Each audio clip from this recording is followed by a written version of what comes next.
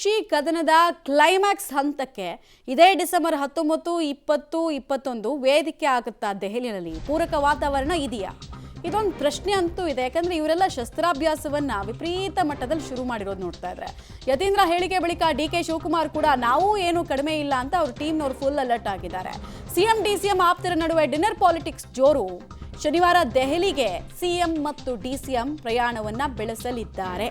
ಕುರ್ಚಿ ಕದನದ ಬಗ್ಗೆ ಇಲ್ಲಿ ಚರ್ಚೆಗೆ ಮಾತ್ರ ಸೀಮಿತ ಆಗತ್ತಾ, ಅಥವಾ ಅವತ್ತೇ ಅರ್ಜೆಂಟ್ ಆಗಿ ಒಂದು ಫಾರ್ಮುಲಾ ರೆಡಿ ಮಾಡಿ ಇಬ್ಬರಿಗೂ ಕೂಡ ಹಂಚ್ಕೋಬೇಕು ಅಂತ ಕೊಡ್ತಾರಾ? ಸಂಧಾನ ಆಗದೇ ಇದ್ರೆ ಶಾಸಕರ ಬೆಂಬಲದ ದಾಳವನ್ನು ಉರುಳಿಸೋದಕ್ಕೆ ಇಬ್ಬರು ತಯಾರಿಯನ್ನು ಮಾಡ್ತಾ ಇದ್ದಾರೆ. ಶಾಸಕರ ಬಲ ಯಾರಿಗಿದೆ, ಪರೀಕ್ಷೆ ಆಗಿಬಿಡ್ಲಿ ಅಂತೇನಾದ್ರೂ ಹೈಕಮಾಂಡ್ ಹೇಳುತ್ತಾ? ಡಿಸೆಂಬರ್ನಲ್ಲಿ ಚೇಂಜಸ್ ಆಗುತ್ತಾ? ಸಮಸ್ಯೆ ಜಟಿಲ ಆಗಿರೋದನ್ನ ಬಿಡಿಸ್ತಾರ? ಆಕ್ಚುಲಿ ಇವ್ರು ಹೋಗ್ತಾ ಇರೋದು ವೋಟ್ ಚೋರಿ ವಿರುದ್ಧದ ಹೋರಾಟಕ್ಕೆ. ಬಟ್ ಅವತ್ತು ಟೈಟ್ ಶೆಡ್ಯೂಲ್ ಹೆಂಗಿದೆ ಅಂತಂದ್ರೆ, ಸಾಯಂಕಾಲ 4 ಗಂಟೆಗೆ ರಾಹುಲ್ ಗಾಂಧಿಗೆ ಫಾರಿನ್ಗೆ ಫ್ಲೈಟ್ ಇದೆ. ಇದನ್ನ ಮುಗಿಸಿದ ತಕ್ಷಣ ಓಡ್ಬೇಕು ಅವರು.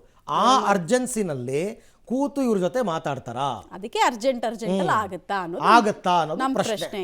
ಇಲ್ಲ ನಾನು ಫಾರಿನಿಂದ ಬಂದ್ಮೇಲೆ ನೋಡ್ಕೊಳ್ಳೋಣ ಅಂದ್ಬಿಟ್ಟು ಹೊರಟು ಬಿಡ್ತಾರಾ? ಇವ್ರು ತಾನೇ ಅವ್ರ ಅರ್ಜೆನ್ಸಿನಲ್ಲಿ ಹೋಗ್ಬಿಟ್ಟು ಇದನ್ನ ಪ್ರಸ್ತಾಪ ಮಾಡ್ತಾರಾ? ಈಗ ಅನೇಕ ಪ್ರಶ್ನೆಗಳಿದೆ.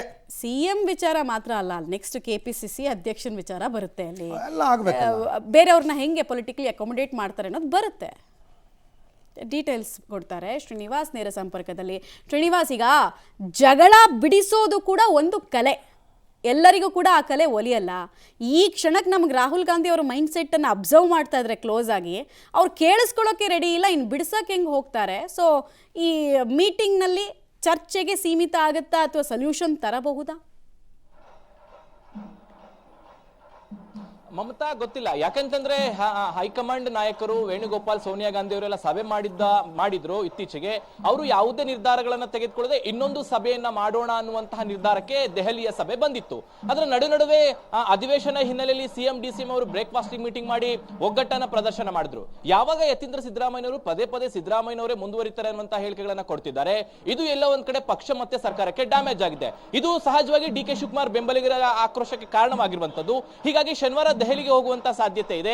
ಇಲ್ಲಿ CM DCM ಅವರನ್ನ ಜೊತೆ ಹೈಕಮಾಂಡ್ ನಾಯಕರು ಒಂದು ಸುತ್ತಿನ ಮಾತುಕತೆಗಳನ್ನ ಆಡಬಹುದು. ಅದು ನಾಯಕತ್ವದ ಬದಲಾವಣೆ ಆಗೇ ಬಿಡುತ್ತಾ ಅನ್ನುವಂತ ಮಾತುಕತೆಗಳು ಆಡ್ತಾರ ಅನ್ನುವಂಥದ್ದು ಅಸ್ಪಷ್ಟತೆ ಇಲ್ಲ. ಯಾಕೆ ಅಧಿವೇಶನ ನಡೀತಾ ಇರೋದ್ರಿಂದ ಒಂದು ಹಂತದಲ್ಲಿ ನಿಮ್ಮ ಬಣದವರನ್ನ ನಿಮ್ಮ ಕಡೆಯವರನ್ನ ಸಮಾಧಾನ ಮಾಡಿ ಅನ್ನುವಂತ ಸಂದೇಶವನ್ನ ಮತ್ತೊಮ್ಮೆ ರವಾನೆ ಮಾಡಬಹುದು. ಆದ್ರೆ ಕುರ್ಚಿ ವಿಚಾರವಾಗಿ ಅಂತಿಮವಾಗಿ ನಿರ್ಧಾರವನ್ನ ದೆಹಲಿ ಹೈಕಮಾಂಡ್ ನಾಯಕರೇ ತೆಗೆದುಕೊಳ್ಬೇಕಾಗಿರೋದ್ರಿಂದ ಯಾವಾಗ ಆ ಸಭೆಯನ್ನ ಮಾಡ್ತಾರೆ ಅನ್ನುವಂಥದ್ದು ಇನ್ನು ಕುತೂಹಲ. ನೀವು ಹೇಳಿದಾಗೆ ರಾಹುಲ್ ಗಾಂಧಿ ಅವರು ಇದುವರೆಗೂ ಕೂಡ ಇಂಟ್ರೆಸ್ಟ್ ಅನ್ನ ತೋರಿಸಿಲ್ಲ. ಹಾಗಾಗಿ ಮುಂದಿನ ದಿನಗಳಂದ್ರೆ ಅಧಿವೇಶನ ಮುಗಿದ ಬಳಿಕ ಬಹುಶಃ ಇಬ್ಬರು ನಾಯಕರನ್ನ ಸಪರೇಟ್ ಆಗಿ ಕರ್ಕೊಂಡು ಈ ಬಗ್ಗೆ ತೀರ್ಮಾನ ಮಾಡುವಂತ ಸಾಧ್ಯತೆ. ಆದ್ರೆ ಸದ್ಯಕ್ಕೆ ಮುಂದೆ ಆಗಬಹುದಾದಂತ ಡ್ಯಾಮೇಜ್ ಅನ್ನ ಕಂಟ್ರೋಲ್ಗೆ ದೆಹಲಿಗೆ ಹೋಗುವಂತ ಸಂದರ್ಭದಲ್ಲಿ CM ಮತ್ತೆ DCM ಇಬ್ಬರಿಗೂ ಕೂಡ ಒಂದಿಷ್ಟು ಕಿವಿ ಮಾತನ್ನ ಹೈಕಮಾಂಡ್ ಹೇಳಿ ಕಳಿಸುವಂತ ಸಾಧ್ಯತೆ ಇದೆ. Mamata, right, thank you Srinivas, ತಮ್ಮ ಎಲ್ಲ ಮಾಹಿತಿಗೆ ಧನ್ಯವಾದ.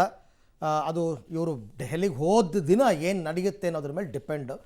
ಬರೀ ವೋಟ್ ಚೋರಿ ವಿರುದ್ಧದ ಹೋರಾಟದಲ್ಲಿ ಭಾಗಿಯಾಗಿ ವಾಪಸ್ ಬರ್ತಾರಾ, ಅಥವಾ ನಮ್ಮದು ಸ್ವಲ್ಪ ಸಮಸ್ಯೆ ಕೇಳ್ರಪ್ಪ ಅಂತ ಹೇಳ್ತಾರಾ?